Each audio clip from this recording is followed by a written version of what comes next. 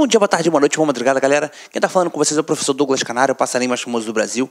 E eu tô aqui para falar um pouquinho com vocês de que, Canário? De contratos administrativos. Lembrando que já falamos de licitações, lá na aula de licitações. Já trouxe para vocês a especificidade de 8666, já trouxe princípios.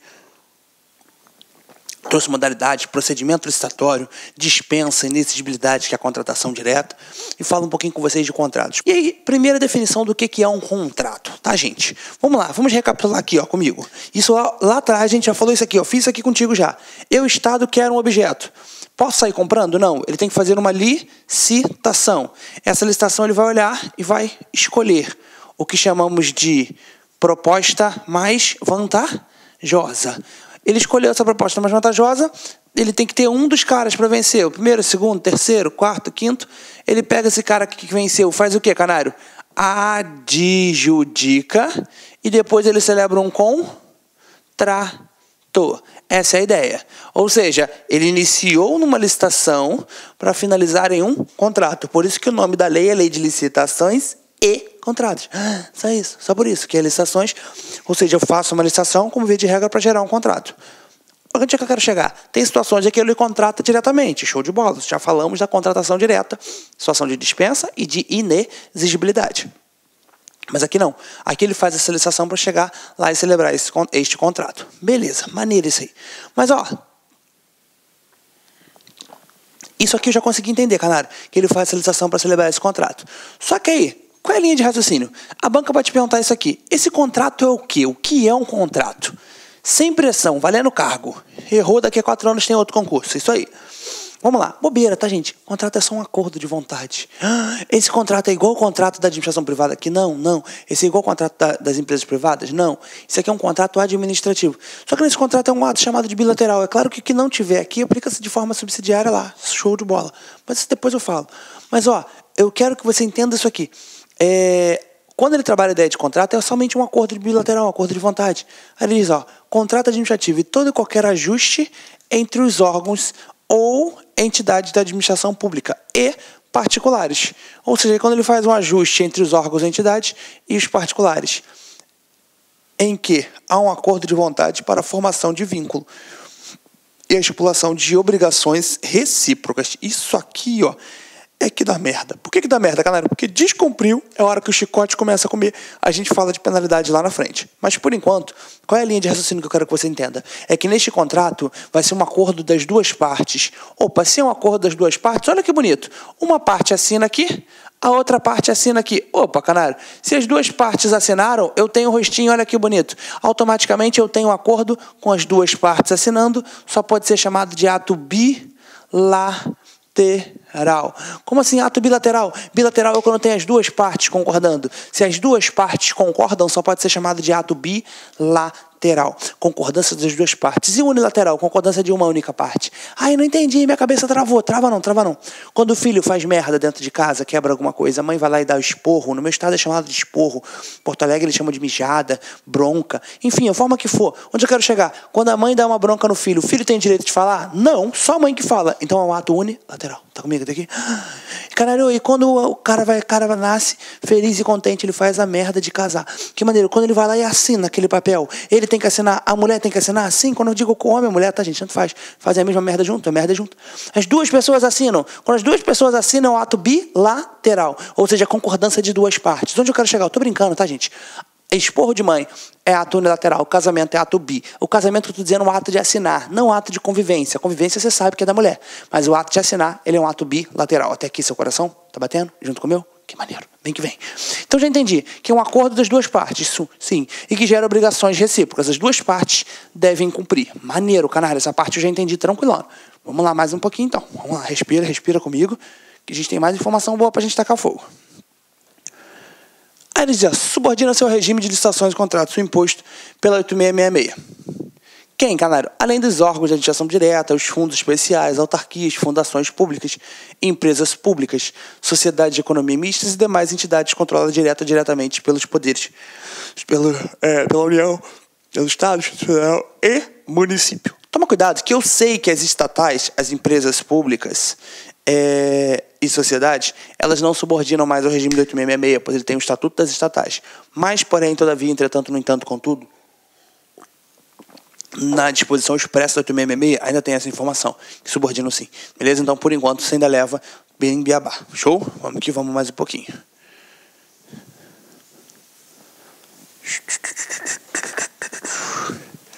Portanto, fica ligado. Vem mais um cadinho? Claro. Características. Formal, ou seja, as características é aquilo que o contrato tem. Formal, oneroso, comutativo, intuito, persona. Galera, a gente vai bater uma por uma? Sim, tem as definições. Formal, porque deve ser formulado por escrito nos termos previstos em lei. Galera, por que eu trabalho a ideia de que ele deve ser formulado por escrito? Mas tem exceção. Calma que a gente vai entrar na exceção agora. Mas a regra é que ele seja um contrato formal, formulado por escrito. Por que é a regra? Porque a banca pode fazer a seguinte pergunta. O quê? Pode existir contrato verbal? Ah, meu Deus! Contrato, vamos lá, canários, vamos lá por enquanto. Contrato, tem a sua característica de ser formal. Essa característica de ser formal, beleza? É que ele formal ele vai trazer que ele é por escrito. Show de bola. Essa é a característica do contrato. Mas, canário, pode existir contrato verbal? Fica ligado no vírgula salvo. E o vírgula salvo está aqui. Canário, pode existir o famoso contrato verbal? Como assim, canário? O contrato verbal não tem lógica? Tem sim.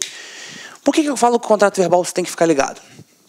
O contrato verbal, gente, é o famoso suprimento de fundo para suprir necessidades específicas. Como assim? Dá ideia, dá um exemplo, claro.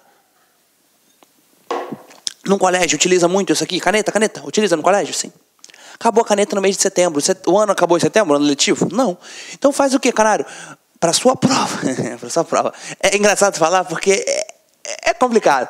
Mas, enfim, para sua prova, o diretor do colégio, ele até pode ver como é que ele vai comprar aquilo lá, legal. Mas naquele momento, o diretor do colégio, ele vai lá na sala de diretoria, para sua prova, abre uma caixinha, nessa caixinha tem um valor de R$4.000, ele pega esse valor, compra as canetas para resolver aquela situação, coloca a notinha ali dentro, depois justifica, depois repõe só o valor que foi pago de volta na caixinha e assim vai. Na prática, não tem nem a sala do diretor direito, quanto mais a caixinha. Ou seja, ilógico. Mas para sua prova aqui, eu quero que você entenda, ele pode. Ou seja, canário, ele pode pegar aquele valor. O valor antigo era o valor de R$4.000. Por quê, canário? Porque ele dizia 5% do valor do convite. Portanto, hoje não é mais esse valor. Por quê? Porque você já sabe que o valor do convite já alterou. Perfeito? Então você vai gravar o quê? Existe contrato verbal. E ele é até 5% do valor do convite. Ou seja, do valor do convite. Então pode existir um contrato verbal, sim. Mas esse contrato verbal é para quê? Para o que chamamos de suprimento de fundos. Como assim, canário? Suprimento de fundos. Essa situação é emergencial, ele tem que suprir aquela necessidade, ou seja, necessidades específicas. Dá outro exemplo, no hospital público, acabou gás, acabou o esparadrapo, e aí, canário, ele precisa comprar aquilo ali emergencialmente, ou seja, para suprir aquilo ali, para dar continuidade no serviço público, mesma coisa. O diretor vai lá na caixinha, pega um determinado valor, compra e depois justifica, beleza? Ou seja, os órgãos é assim que funciona.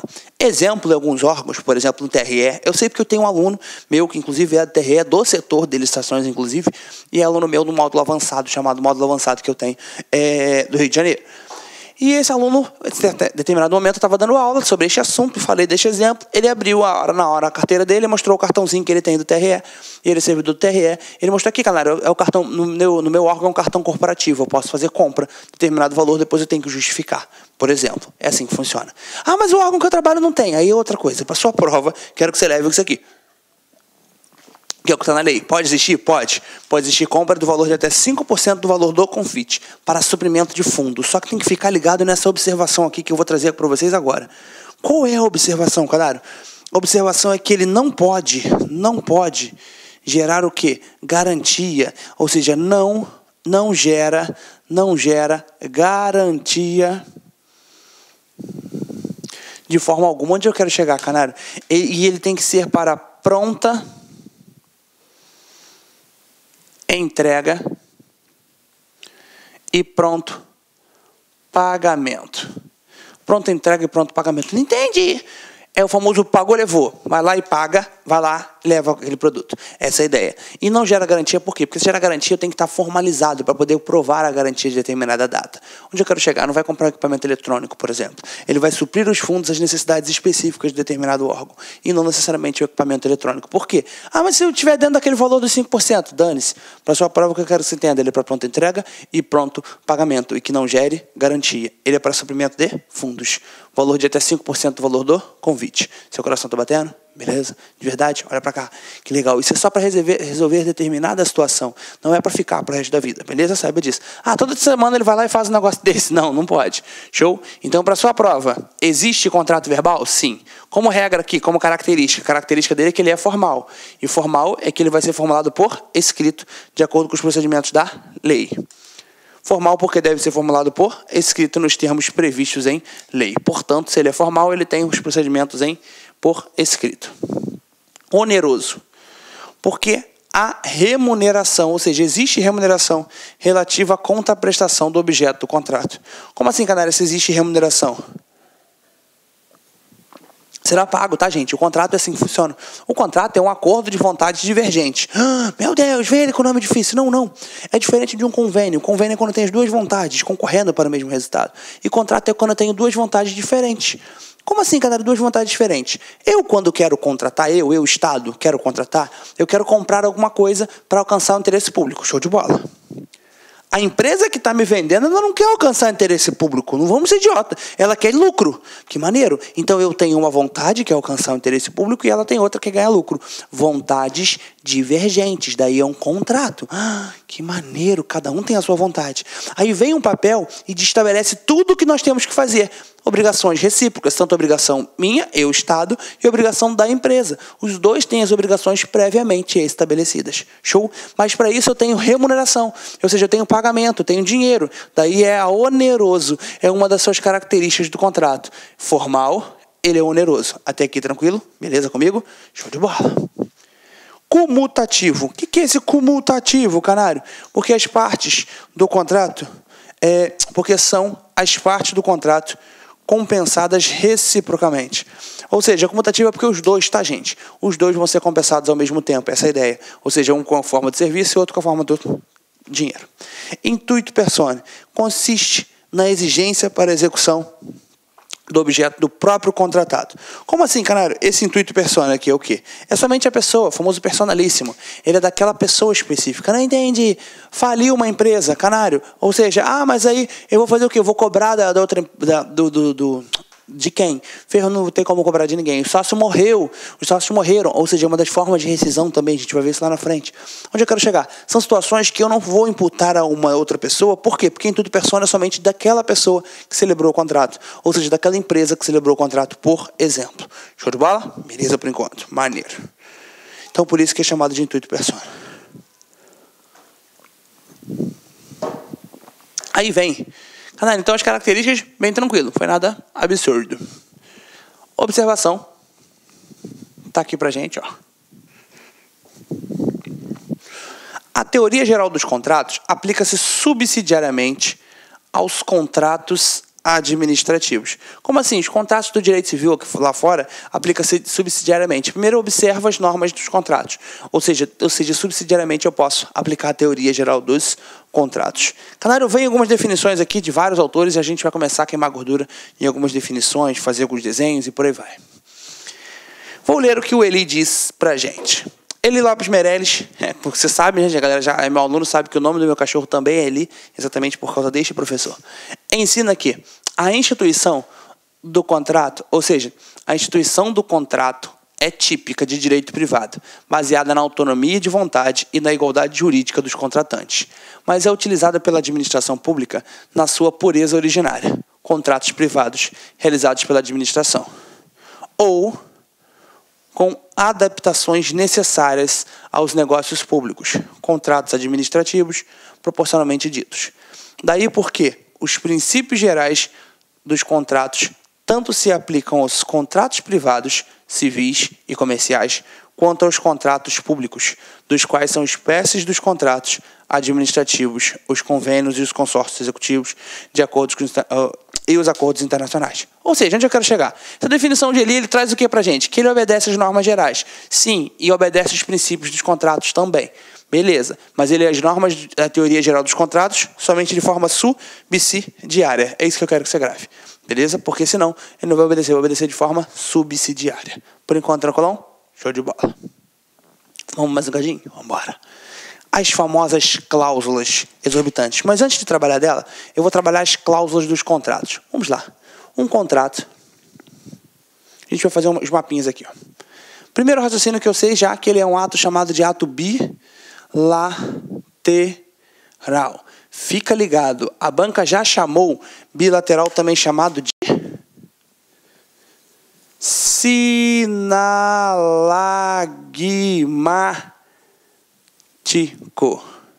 Caô, verdade. Sinalagmático também já foi chamado. Caraca, contrato bilateral também chamado de sinalagmático? Sim, acordo de duas partes.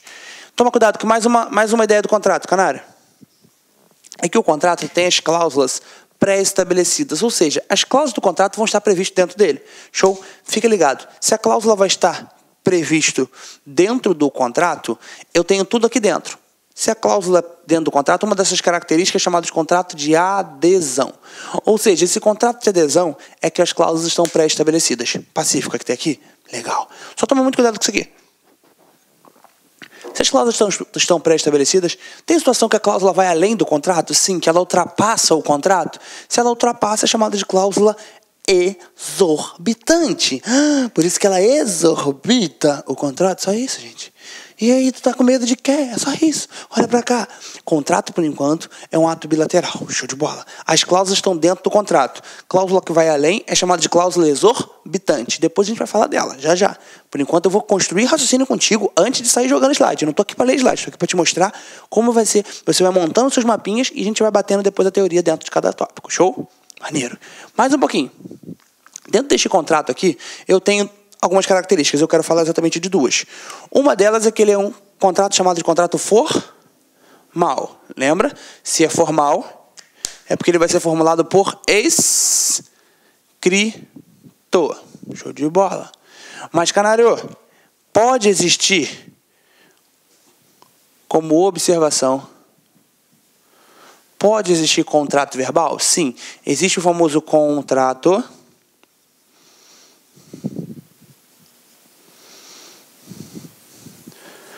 verbal, que ele é de até 5% do valor do convite. Até 5% do valor do convite. Esse aqui é o famoso contrato verbal. Mas esse contrato verbal só ocorre em duas situações. Ele tem que ser de pronta entrega e pronto pagamento.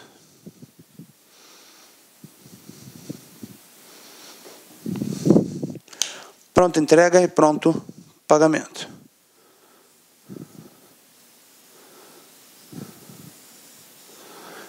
Ele tem que ser de pronta entrega e de pronto pagamento. Beleza. Recapitulei. Contrato formal, característica por escrito. Observação.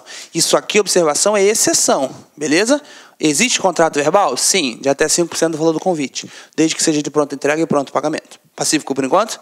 Legal? Maneiro. Isso aqui, canário. Vamos lá. Tem mais uma discussãozinha? Tem. Qual é a outra discussãozinha? Essa daqui. Toma cuidado que um vício na forma do contrato, isso já foi cobrado em prova. Se é um vício de forma, vício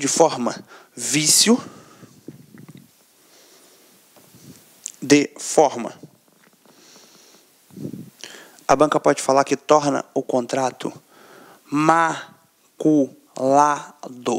Caô, verdade. Um vício de forma, só tem nome bonito, né? Fala, um vício de forma torna o contrato maculado, mas é viciado, não. Aqui pra gente chama de maculado. É a mesma coisa, dane-se. Para sua prova, o contrato ele é formal. Se ele é formal, ele é por escrito. Excepcionalmente, existe contrato verbal. Sim, que era para pronta entrega e pronto pagamento de até 5% do valor do convite. Maneiro.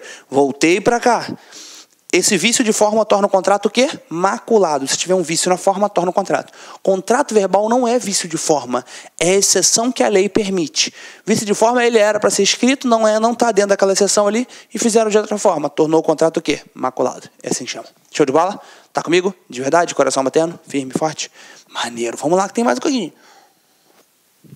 Caraca, então já entendi as características. Show de bola. Ele é oneroso porque ele tem pagamento, ele tem remuneração. Faz um print aí que eu vou pagar esse pedaço. Vai lá. Show de bola. Vamos que vamos. Mais um cadinho.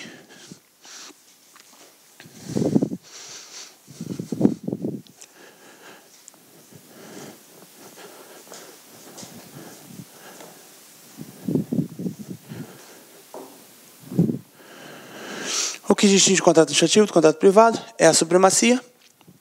Ó, aí começou a trabalhar a ideia de cláusula exorbitante, que é o que a gente precisa trabalhar. Cláusula exorbitante é aquilo que vai além, aquilo que ultrapassa aquilo que está estabelecido no contrato. Se ultrapassa, o primeiro raciocínio da cláusula exorbitante é qual? O primeiro raciocínio desta cláusula exorbitante.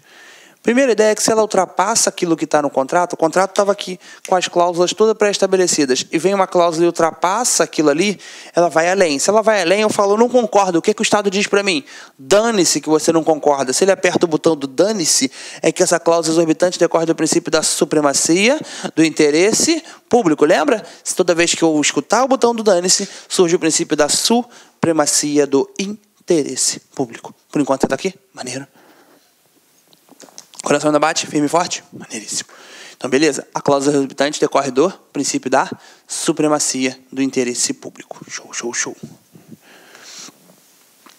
Vamos lá, mais um cadinho.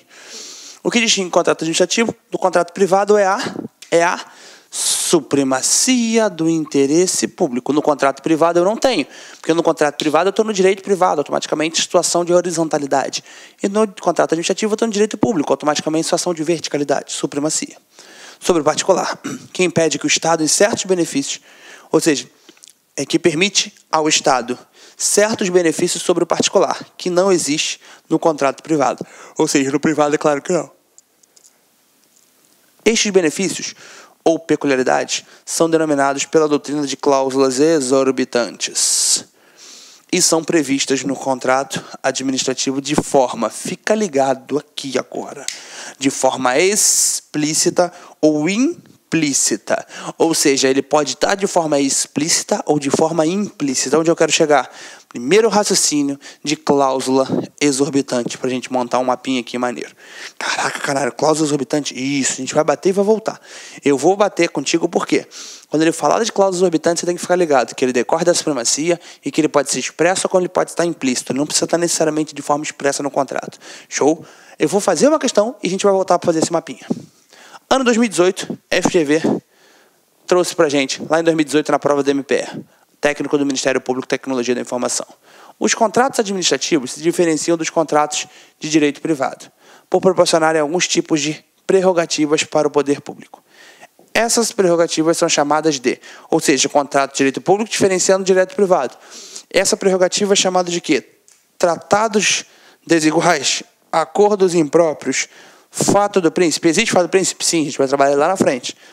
Onerosidade exclusiva e cláusulas exorbitantes. Portanto, cláusulas exorbitantes, trazendo a ideia de superioridade do Olá, meus amigos, minhas amigas, sou o professor Luiz Antônio Carvalho, com muito prazer, muita satisfação, estou aqui para fazer um convite muito especial, muito carinhoso aí, para que vocês se matriculem na isolada do professor do canarinho mais famoso do Brasil, é isso mesmo, professor Douglas Canário, tem uma isolada aqui na Lá Concursos de Direito Administrativo, você conhece a qualidade aí e a dimensão aí, a profundidade das aulas e a didática do professor Douglas Canário. Essa isolada, com as videoaulas que estão disponíveis aqui na descrição desse vídeo, custa apenas R$30. É isso mesmo, com prazo de acesso durante 30 dias.